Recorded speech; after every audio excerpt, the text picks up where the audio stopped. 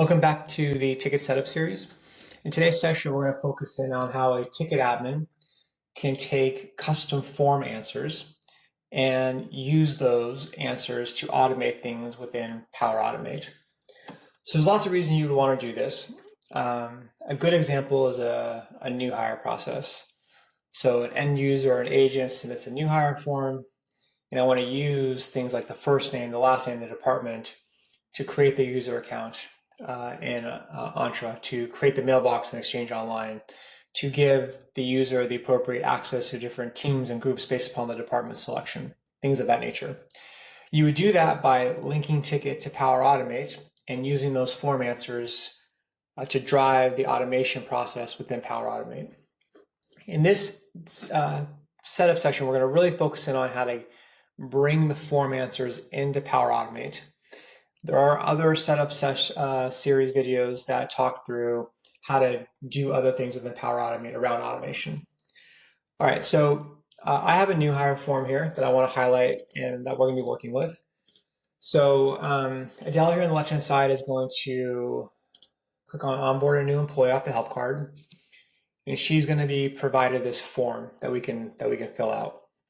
Now, I've done this quite a few times in other setup sessions and setup series videos. So I'm just going to bring up a previous submitted new hire. I'll do this one right here. And when I bring that up, once the new hire is submitted, you'll see that we have all this really good information around the new hire. And this is the information that we want to bring into Power Automate to automate different things within Power Automate. So once I know what I want to bring into Power Automate, which template, which form I want to bring in. So this is the new hire template and the form. I'm going to move into Power Automate to bring those in. So I am going to go into my Power Automate session here. Now you're going to navigate over to make.powerautomate.com to do this. There's a whole section of the setup series that talks about how to get Power Automate ready for Tikit. So if you haven't got that far yet, I recommend watching that part of the setup series. But once you're ready for Power Automate, you're going to go to make.powerautomate.com. And what I'll do here is I'll go into the flows area, and I'm going to start from scratch so you can see how to do this. So I'll create a new flow, an automated cloud flow, and I'll just call this Tikit custom form as a name. I'll search for my ticket triggers, and then I'll find the one that says when a ticket is created, and I'll click create here. Now, when I create this, specifically for me, I have a few ticket environments. So I'm actually going to change my connection here to the one that I want to use. You won't have to probably do this because you probably have one ticket environment with one connection. But this trigger here is listening for when tickets are created. I want to filter this trigger down a little bit to specifically only show when tickets are created via the onboarding request. That's my template that's driving that form there. So when I choose onboarding request here, it's listening for the new tickets for that new hire process. The next thing I need to do here is I need to grab a Power Automate action. The action is called parse JSON.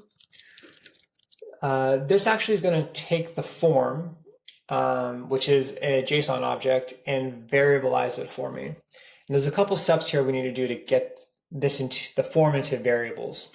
I skimmed over this, but I'm going to highlight this as well. By having this trigger here, I get all the ticket properties as variables. So the whole payload of the ticket. This is giving me the form, and having both of these is giving me the entire payload of the ticket. So I can take any ticket property I want and use in this Power Automate flow. So when I select on parse JSON here, I'm going to go to the content area, and I'm going to choose from the when a ticket is created trigger. You'll see I have tons of properties here, but I'm going to look for card answer JSON. That's the one I need, which is the answer to the form that was submitted. When I do that, I then need to specify a schema. We don't have the schema yet. So what we actually have to do is we have to put in a empty schema. We're then going to trigger this form to cache the schema of the form. And then once we cache the schema of the form, we'll put that schema in here to variabilize the form. And you'll see what I mean in a second. So I'll just create an empty schema, open curly bracket, close curly bracket, and I'm going to click save here to save that. I'm going to go back as well once it's done saving, just to triple check that it's on, which it is. And then what I'm going to do is I'm going to go over to Adele's perspective here. And I'm going to, oh, sorry there, but I'll start again. I'm going to initiate that new hire process. Now, once I do, that Power Automate, let me bring it over here. That Power Automate flow is on and listening. And I'll go ahead and fill this out.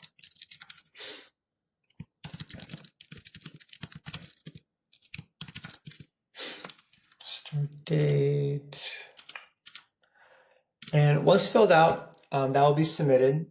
And because that flow is listening for this template to be submitted, I'll go ahead and refresh that, and you'll see that that flow will run and it's successfully completed.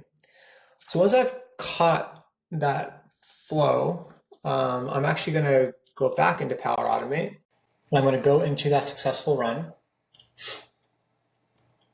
And what I'm going to do is I'm going to grab the outputs of the form that was submitted for that ticket. So I'll go to parse JSON here, and you'll see in this inputs area, we'll have a JSON object that represents the answers to the questions for when we filled out that new hire form. What I'm simply going to do here is I'm going to copy that object here. So that's going to be used as my template for building out the object in this parse JSON action here. And I'm going to go back into editing the original flow. And I'm going to go to that parse JSON action. And then for the sample payload to generate the schema, I'm going to paste in that JSON object that I copied from the successful run there. When I click done here, what you're going to see is Power Automate here is going to automatically build the object and the appropriate variables for the name value pairs for the different answers that will be submitted for future new hire runs. So we have first name, last name, job title, department. Now that I have the trigger, which is when a ticket is created, which gives me the entire payload of the ticket, and I have the parse JSON action with the appropriate schema, everything downstream can leverage all of the ticket properties to do anything. So in this example, we're using a new hire example. So maybe one of the things you may want to do is create a user account in that particular flow. So as a quick example here, what I can do is I can add an Entra action here. And that Entra action is going to be create user. And because this is downstream to the other elements here, I can use the variables from the ticket, trigger, and the parse JSON action. So I'll say account is enabled, and for display name, I'll probably use the first name, I'll do a space, do the last name, for the male nickname, maybe I'll just do the last name, and so on and so forth. And as you create this user and add them to the appropriate groups, maybe create exchange mailboxes, things of that nature, you can use all these properties from that form to perform these actions. This is where this part of the setup session will end, but I will want to call out that this create user experience, there's a whole dedicated section of the setup series on how to create a user. So if you really want to see how that flows end to end, you can definitely go check that out. And if you do have any other questions on this particular section, please email team@cyerson.com.